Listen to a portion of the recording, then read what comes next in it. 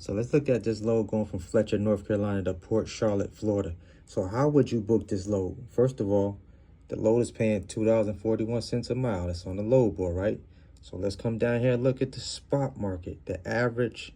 Let's look at the average spot market rate, right? So you see it's $2.41 a mile, 705 miles, paying $1,700, right? So the spot rate, right? This is a full truckload. Pay attention to this. This is a full truckload, 3,000 pounds. Full truckload. This means they want to use your whole truck. So this is probably dedicated. But whenever you see that rate over $2, always take a look down here and see what else they need. This load has 5 stops. You got 5 stops. You need to find out how far these stops are apart from that first drop off.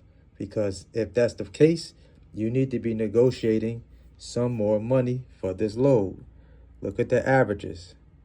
Minimum $2. The average is between $2.83 and $3.16 a mile, going from Fletcher, North Carolina to Port Charlotte, Florida. Remember where you're going. You're going to Florida. Florida is definitely not the best place to be sitting waiting for your next load. Them brokers is robbing you coming up out of Florida. More than likely, them brokers is going to knock you in the head. You might be leaving out of there with diesel money, if that much, right? Florida is a market that you got to work super hard to get out of most times, depending on the equipment that you have. Even at this rate right here, the broker is going to tell you, well, if you mention this average to the broker, you know what the broker is going to tell you? Well, those averages are for 53-foot dry van trucks. And so what you got to come back with in your negotiation skills is like, hey, I'm going to Florida.